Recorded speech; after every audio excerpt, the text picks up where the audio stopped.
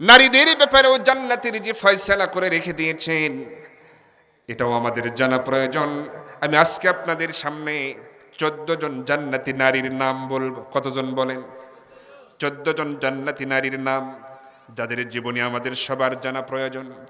1 নম্বরে যিনি জান্নাতি, তিনি হলেন হযরতি ফাতিমা রাদিয়াল্লাহু তাআলা আনহা।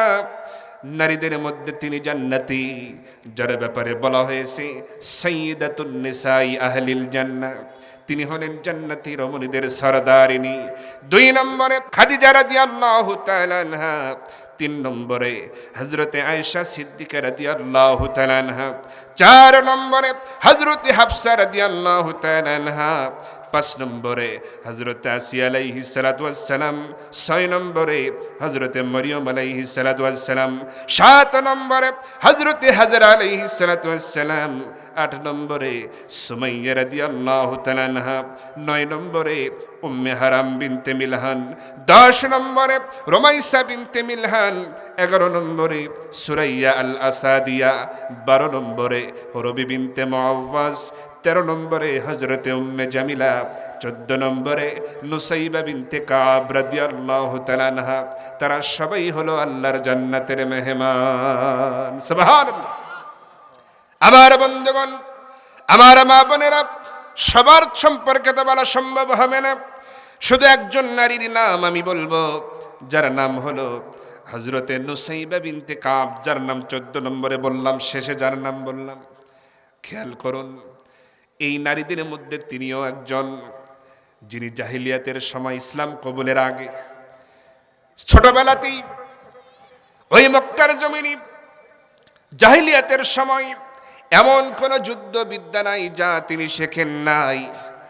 সব ধরনের যুদ্ধে তিনি পারদর্শী ছিলেন, কারণ জাহিলিয়াতের সময় জানমালের কারো নিরাপত্তা ছিল। এজন্যে নিজের আত্মরক্ষার জন্য অনেকে প্রশিক্ষণ নিতেন। প্রশিক্ষণ নিত নিজে বাঁচার জন্য, আত্মরক্ষার জন্য। তেমনি একজন নুসাইবা বিনতে কাব, যিনি হলেন আব্দুল্লাহ বিন কাবের বোন।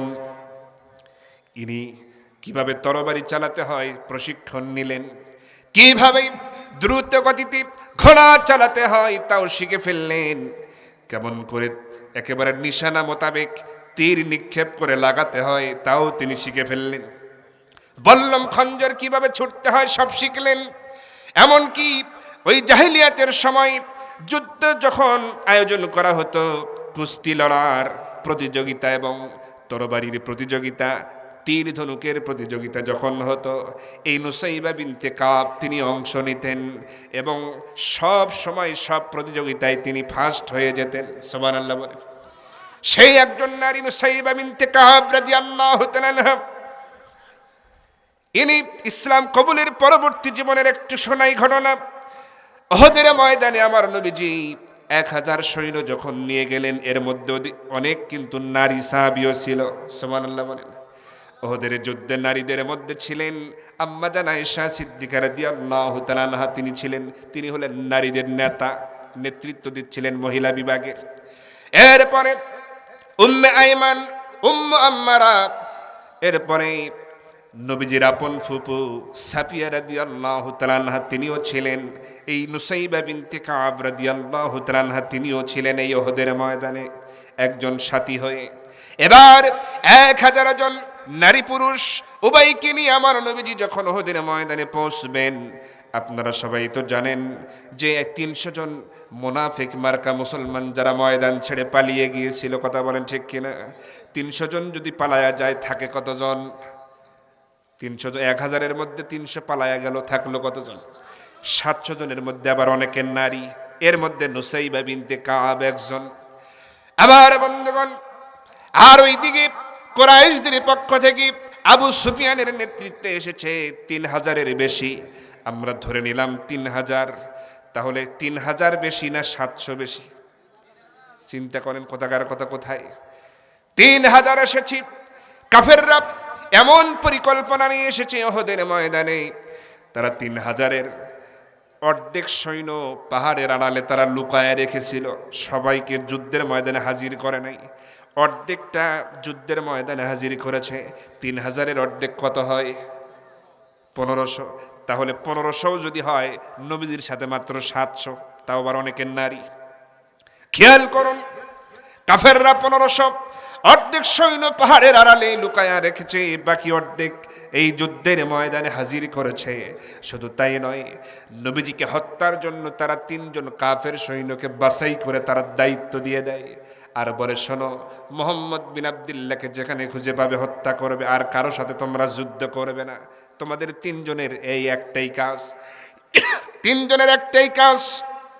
আরেকজনকে দায়িত্ব দিল তারা, যার নাম, যে হচ্ছে ওই কুরাইশদের গোলাম, যার নাম হলো ওয়াহাশি ইবনে হারব। কি নাম বলেন তো? ওয়াহাশি। আপনারা অনেক শুনেছেন, আমি জানা ঘটনা কিন্তু বলবো না, ওদের একটু অজানা কিছু ঘটনা আপনাদেরকে জানাতে চাই। শুনবেন নাকি 2-4 মিনিট? আবার এই যে নুসাইবা বিনতে কাব, নারী সাহাবীর কথা আমি বলছি, মা বোনেরাও যেহেতু আছে। আবার বন্ধুগণ খেয়াল করুন, এইভাবে করি আল্লাহ রাসূল যখন উহুদের ময়দানে অবস্থান করছেন, কাফের বেঈমানেরা নানামুখী ষড়যন্ত্র, হত্যার জন্য আলাদা করে দায়িত্ব দিল 3জনকে নবীজিকে, আর গোলাম ওয়াহাশিকে দায়িত্ব দিচ্ছে, প্রস্তাব দিচ্ছে কুরাইশরা, ও ওয়াহাশি শোনো, তোমাকে একটা দায়িত্ব দিতে চাই, যদি তুমি সেই দায়িত্ব পালন করতে পারো তাহলে তোমার গোলাম হয়ে থাকা লাগবে না, তোমাকে আজাদ করে দেব, তোমাকে স্বাধীন করে দেব, মুক্ত করে দেব। শুধু তাই নয়, তোমাকে ধনাঢ্য ব্যক্তিদের একজন বানায়া দেব আমরা। সেটা হলো, ওয়াহাশি রে, তুমি গোলাম হলে কি হবে, তোমার মধ্যে একটা গুণ আছে, সেটা হলো তুমি যদি বল্লম হাতে নিয়ে যদি বল্লম ছুঁড়ে মারো কোনো নিশানা করে, তুমি যদি বল্লম ছুঁড়ে মারো দূর থেকে নিশানা করে, তোমার সেই বল্লম মিস হয় না, যেখানে লক্ষ্য করে মারো, যত দূরেই হোক না কেন, নির্দিষ্ট সীমানার ভিতরে তুমি মারলে ওই জায়গায় লেগে যায়। এটা হলো তোমার মধ্যে একটা গুণ, যা অন্য কারো দ্বারা সম্ভব নয়। ওরে ওয়াহাশি, তোমার হাতে বল্লম তুলে দিতে চাই, খঞ্জর দিতে চাই, তুমি যদি এই উহুদের ময়দানে যারা যুদ্ধ করতে আসবে, একজন মানুষকে তুমি খুঁজে বের করবে, যে হবে সবার চাইতে লম্বা, সবার মাথার উপর দিয়ে বুক পর্যন্ত যাকে দেখা যাবে, সে হচ্ছে মোহাম্মদ বিন আব্দুল্লাহর আপন চাচা আমির হামজা।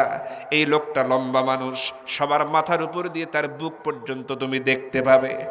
আর দূর থেকে যদি তাকে লক্ষ্য করি, তুমি বল্লমটা ছুঁড়ে মারো সবার মাথার উপর দিয়ে, তাহলে তোমার ওই বল্লম নিশ্চিত ওই আমির হামজার বুকটা ভেদ করে চলে যাবে, শেষ নিহত হয়ে যাবে। এই একজন ব্যক্তি আমির হামজাকে যদি হত্যা করতে পারো রে ওয়াহাশি, তাহলে তোমাকে পুরস্কৃত করা হবে, তোমার গোলাম হয়ে আর থাকা লাগবে না, তোমাকে আজাদ করে দেব, মুক্ত করে দেব, স্বাধীন করে দেব। ওয়াহাশি এবার ভাবতেছে, আরে মাত্র একজনকে হত্যার বিনিময়ে গোলামি জিন্দেগির অবসান, মুক্ত হয়ে যাব, স্বাধীন হয়ে যাব, আবার ধনাঢ্য হয়ে যাব, এই সুযোগ আর হাতছাড়া করি কেমনে? এজন্য ওয়াহাশি প্রস্তাবটা নিয়ে নেয়, আর প্রস্তাবটা হাতছাড়া করে নাই। এবার সে খঞ্জরটা বল্লমটা হাতের মধ্যে নিয়ে নিল আমির হামজাকে হত্যা করার জন্য। খেয়াল করুন, কাফের বেঈমানেরা এইভাবে এক একজনকে এক একটা দায়িত্ব বুঝে দেয়, তাকেও বলে শুধু আমির হামজাকে হত্যা করবা, এটাই শেষ, আর কারো সাথে যুদ্ধ করা লাগবে না রে ওয়াহাশি। এইভাবে করে এক একজনকে এক একটা দায়িত্ব, আবার অর্ধেকটা সৈন্য পাহাড়ের আড়ালে তার লুকায় রেখেছে, বাকি অর্ধেক যুদ্ধের ময়দানে হাজির করেছে। এবার আমার নবীজিও কিছু পরিকল্পনা নিয়ে যুদ্ধে হাজির হয়েছেন, যেহেতু 1000-এর মধ্যে 300 জন নাই। নবীজি কেঁদেছিলেন সেদিন বাচ্চা ছেলের মতো, ডুকরে ডুকরে, আহারে আমার সাথে এত মুনাফিক ছিল আমি বুঝতে পারি নাই। নবীজি তবু বিচলিত হন নাই। ওই মুজাহিদদের মধ্যে কেউ কেউ বলেছিল এই যুদ্ধে জড়ানো আমাদের ঠিক হবে না, মাত্র 1000 এসেছি, 300 জন নাই, এই যুদ্ধ করে আমাদের জন্য ফল ভালো হবে না। নবীজি এই কথা কানে যাওয়া মাত্রই নবীজি বলেছিলেন, সাহাবীরা রে শুনে রাখো, এই জিহাদের ময়দানে তোমরা কেউ যদি না যাও, আমি মুহাম্মদ রাসূলুল্লাহ একাই তরবারি নিয়ে এই উহুদের ময়দানে দাঁড়িয়ে যাব।